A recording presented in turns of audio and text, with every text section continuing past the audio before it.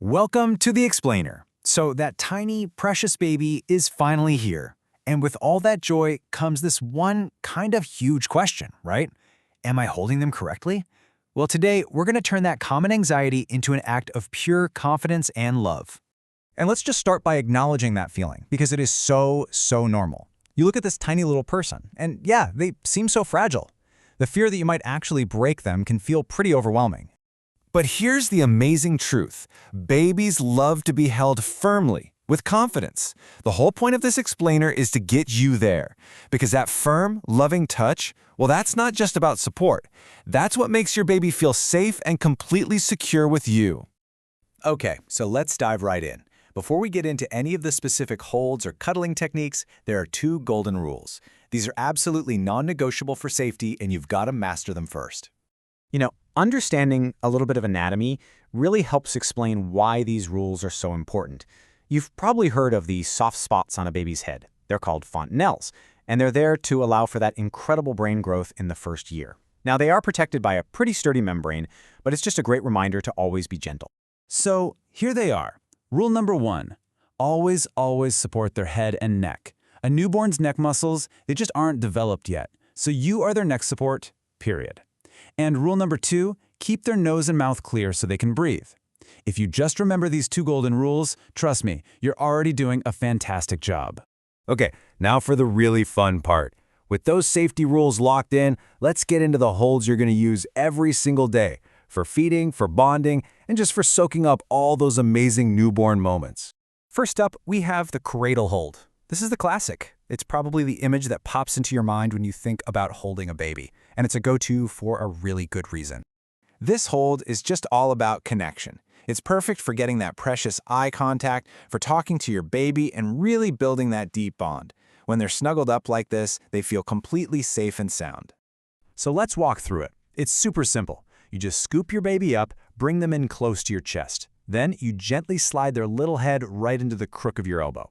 Your other arm comes right across their body for that extra bit of security. It's that easy and so comforting for them.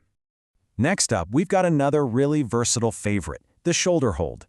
This one's perfect for after a feeding, or maybe when your baby's just a little bit more alert and curious about what's going on around them. I mean, this hold is a total multitasker. It's a great spot for them to rest when they're sleepy, it's the classic position for burping, and it lets them peek over your shoulder and start checking out their new world. Really, it just comes down to choosing the hold that fits the moment. You want to connect face to face and soothe them? Go for the cradle hold. Is it time for a burp, or are they ready to explore? The shoulder hold is your best friend. But what happens when your baby is fussy, gassy, or just completely overstimulated? Well, let's look at the holds that are going to be your calming superpowers. First, we have a simple one that also gives your arms a much-needed break. Because let's be real, holding even a tiny 8-pound baby for a long time, that's a workout. With this one, your own body becomes the stable, comforting surface for them. You just sit down, lay your baby tummy down across your thighs, and this position is absolutely perfect for a gentle back pat to help relieve some of that gas.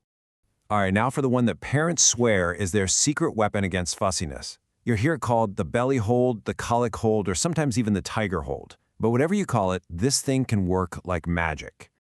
So why does it work so well? It tackles two of the biggest causes of fussiness: tummy troubles and just being overstimulated. The gentle pressure on their belly really helps with gas, and facing them downwards helps calm them down. Plus, and this is a very practical bonus, if they happen to spit up, it's probably going to land on the floor, not on you. Now, this one might feel a little tricky at first, but I promise you'll get the hang of it. You lay your baby face down along your forearm, tucking their head into your elbow, turned out to the side. Now, this next part is the key. You hook your hand right around their upper thigh. This gives you a surprisingly secure grip, and it leaves your other hand free to support their back. Okay, I know what you might be thinking. What about the umbilical cord stump and the clamp? Can you really put pressure on their tummy when that's still there? It's a really common question and a very important one. And the answer is a very reassuring yes. It's totally safe.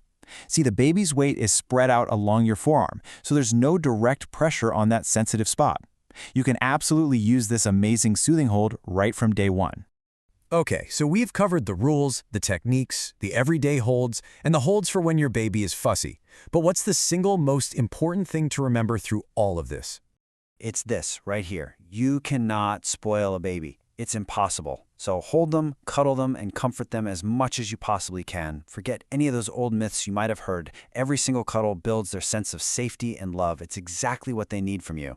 So just remember, your confident touch isn't just some technique you have to master. For your baby, being held in your arms is their entire world. It's their home. So now you're equipped with all these amazing tools, from the bonding cradle hold to the magic belly hold. The only question left is, which one is going to become your superpower?